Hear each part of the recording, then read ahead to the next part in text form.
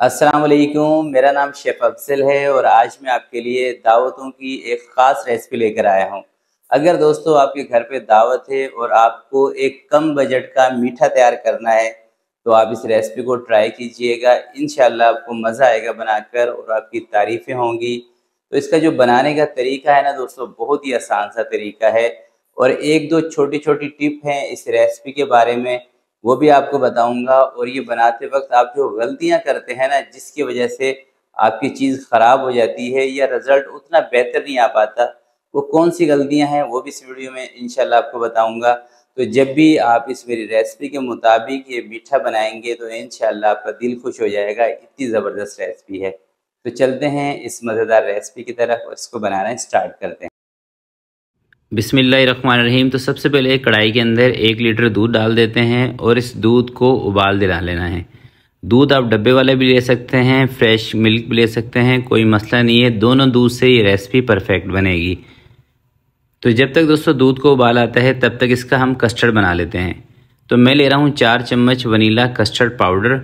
आसानी से आपको मार्केट में ये मिल जाता है, छोटे साशे में भी मिल जाता है, पैकेट में भी मिल जाता है। मैंने लिया है साशे वाला। 4 चम्मच में तकरीबन 40 ग्राम बनेगा। आधे कप से थोड़ा सा ज़्यादा इसके अंदर पानी शामिल करके अच्छी तरीके से इसको हल करके अपने पास रख लेंगे, ठीक है। दूध को उबाल आने से पहले आपने कस्टर्ड को पानी के अंदर हल करके रख लेना है। बस इसके अंदर गुठलियाँ नहीं होनी चाहिए। तो ये देखें दोस्तों, दूध के अंदर उबाल आ गया है। जैसे ही दूध के अंदर उबाल आएगा आपने इसके अंदर चीनी शामिल करनी है। तो मैं अभी इसके अंदर आधा कप चीनी का शामिल कर रहा हूँ और इसको मिक्स करके चीनी हम चेक कर लेंगे। चीनी वैसे इसके अंदर ना बराबर रखनी है, ज़्यादा तेज़ नहीं करना है, ठीक है। तो चीनी कम लगी थी तो 2 से ढाई चम्मच इसके अंदर चीनी मैं और शामिल कर रहा हूँ। तो ये आधे कप से थोड़ी सी ज़्यादा चीनी हमने इसके अंदर ले ली है। अच्छे तरीके से चीनी को इसके अंदर मिक्स कर लेंगे। जैसे ही दोस्तों चीनी इसके अंदर मिक्स हो जाएगी, फिर कस्टर्ड उठा के हमने इसके अंदर डाल देना है।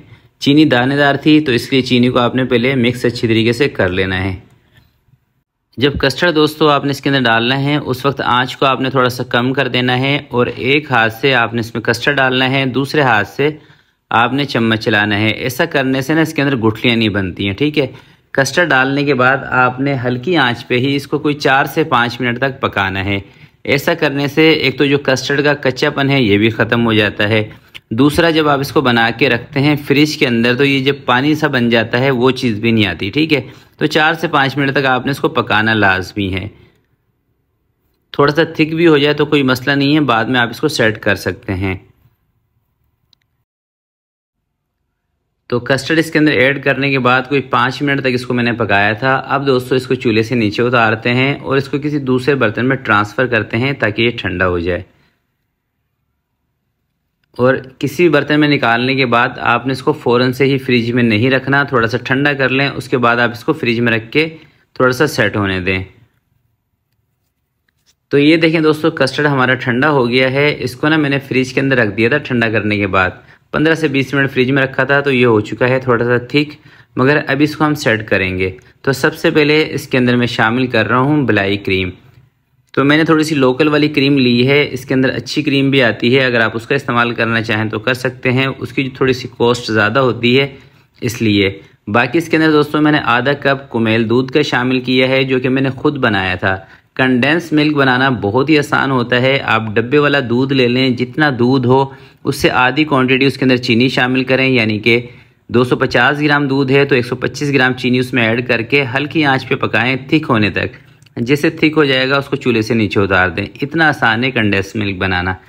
तो अच्छी तरीके से कुमेल दूध और क्रीम इसके अंदर मैंने मिक्स कर दी है। जब कुमेल दूध और क्रीम आप मिक्स कर लें, उसके बाद आपने इसके अंदर कोई 4 से 5 केले कटिंग करके डाल देने हैं।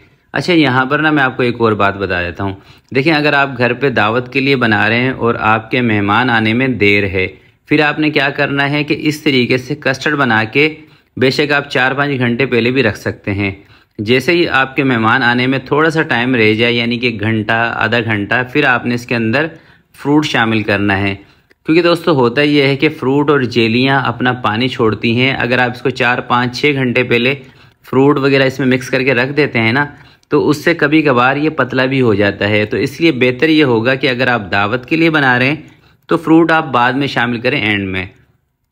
कस्टर्ड चाहे आप इस तरीके से एक दिन पहले भी बना के रख सकते हैं, इसको कुछ नहीं होगा, ठीक है। मगर एक दिन पहले अगर आप बना के रख रहे हैं तो फिर आपने क्रीम नहीं ऐड करनी, सिर्फ कस्टर्ड बना के रखना है। क्रीम और कंडेंस मिल्क आपने जब इसमें ऐड करना है जब आपने इसको पूरा तैयार करना है। तो देखिए माशाल्लाह से फ्रूट डालने के बाद, जेलियाँ डालने के बाद कितना ज़बरदस्त इसका टेक्सचर आपको नज़र आ रहा है, कितना ज़बरदस्त आपको इसका लुक नज़र आ रहा है, बिल्कुल क्रीमी टेक्सचर है। और दोस्तों यहाँ पर ना आपको एक और बात बता देता हूँ, देखें इतना मीठा आपका 8 से 9 अफराद खा सकते हैं, क्योंकि अक्सर दावतों में हमें ये मसला होता है कि इतने हमारे अफराद हैं, इसके लिए हम कितना मीठा बनाएं। इतना अगर आप मीठा बनाएंगे 8 से 9 अफराद के लिए काफ़ी है, और उसी हिसाब से जितने आपके गेस्ट हों आप इस रेसिपी को डबल भी कर सकते हैं या इसको हाफ़ भी कर सकते हैं। तो आज की वीडियो के लिए इतना ही, आपसे मिलते हैं किसी नेक्स्ट वीडियो में। तब तक के लिए अपना बहुत सारा ख्याल रखिएगा, अपने वालिदैन का ख्याल रखिएगा। अल्लाह हाफिज़।